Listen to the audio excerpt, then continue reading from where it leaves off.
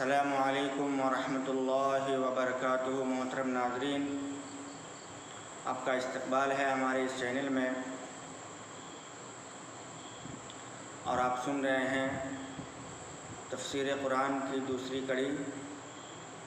آج تاریخ ہے 17 جمادی الاول 9 نومبر بروز ہفتہ۔ آئیے شروع کرتے ہیں جہاں پر کل سے چھوڑ کر رخصت ہوئے تھے وہیں سے شروع کرتے ہیں۔ کل بیان کیا جا رہا تھا کہ کس طرح نبی علیہ الصلاۃ والسلام پر وحی نازل ہوتی تھی۔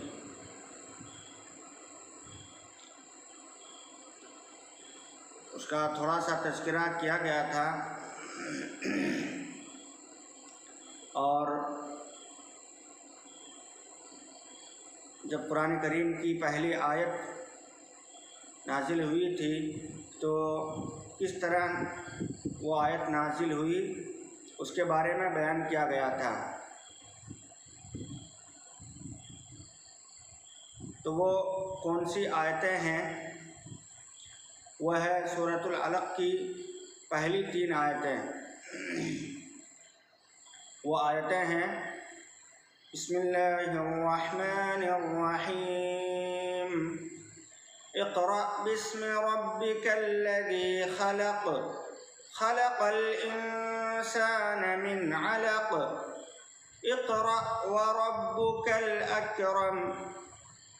یہ 3 آیتیں پہلی وحی میں نازل ہوئی، یعنی غار حرا میں یہ 3 آیتیں نازل ہوئی۔ اس کا ترجمہ سن لیتے ہیں کہ پڑھو اپنے رب کے نام سے جس نے پیدا کیا، جس نے انسان کو جمے ہوئے خون سے پیدا کیا۔ خلق الانسان من علق، یعنی انسان کو جمے ہوئے خون سے پیدا کیا۔ تیسری آیت اقرأ وربک الاکرم، پڑھو اور تمہارا رب بہت زیادہ کریم ہے، سب سے زیادہ کریم ہے۔ یہ آپ صلی اللہ علیہ وسلم پر نازل ہونے والی پہلی آیات تھی۔ اس کے بعد 3 سال تک وحی کا سلسلہ بند رہا۔ اسی زمانے کو فطرت وحی کا زمانہ کہتے ہیں، یعنی یہ 3 سال کا عرصہ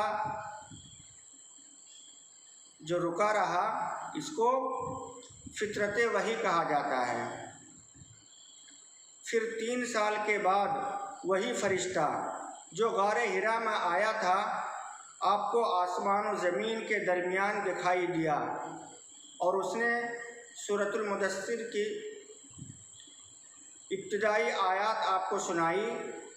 اس کے بعد وحی کا سلسلہ جاری ہو گیا۔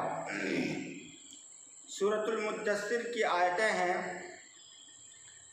یا ایھا المدثر قم فانذر وربک فکبر، یہ آیتیں ہیں۔ تو سورۃ المدثر کے بعد پھر وحی کا سلسلہ جاری ہو گیا۔ اور اب سمجھتے ہیں کہ اکثر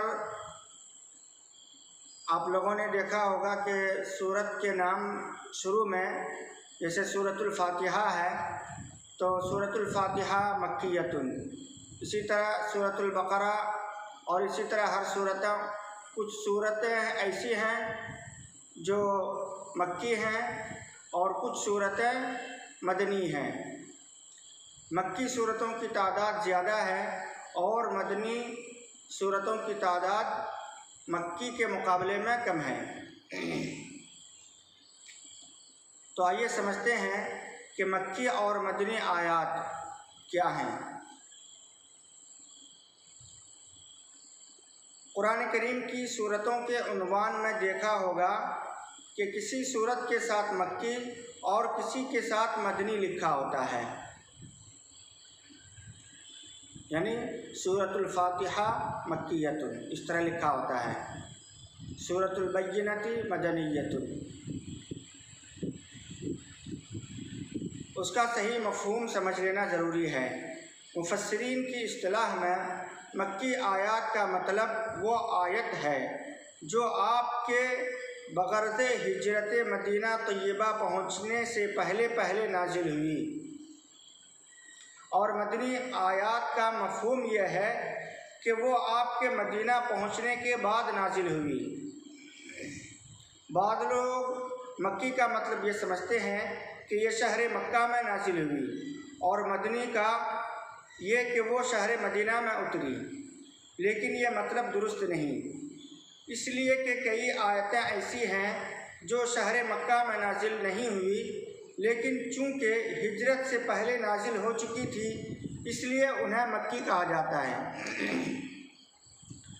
چنانچہ جو آیات منی، عرفات یا سفر معراج کے دوران نازل ہوئی وہ بھی مکی کہلاتی ہیں، یہاں تک کہ جو آیتیں سفر ہجرت کے دوران مدینہ کے راستے میں نازل ہوئی ان کو بھی مکی کہا جاتا ہے۔ اسی طرح بہت سی آیات ایسی ہیں جو شہر مدینہ میں نازل نہیں ہوئی مگر وہ مدنی ہیں۔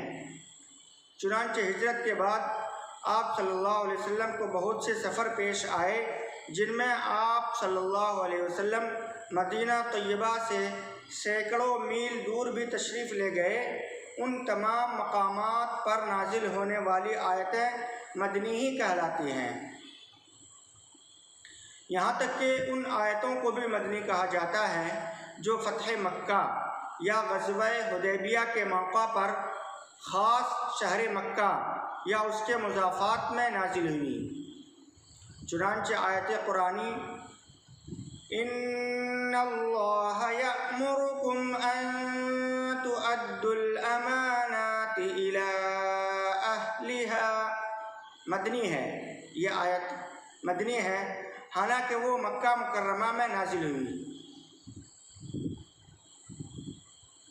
پھر بعض صورتیں تو ایسی ہیں کہ وہ پوری کی پوری مکی یا پوری کی پوری مدنی ہیں، مثلا سورہ مدثر پوری مکی ہے اور سورہ آل عمران پوری مدنی، لیکن بعض مرتبہ ایسا بھی ہوا ہے کہ پوری صورت مکی ہے لیکن اس میں ایک یا چند آیات مدنی بھی آ گئی ہیں، اور بعض مرتبہ اس کے برعکس بھی ہوا ہے۔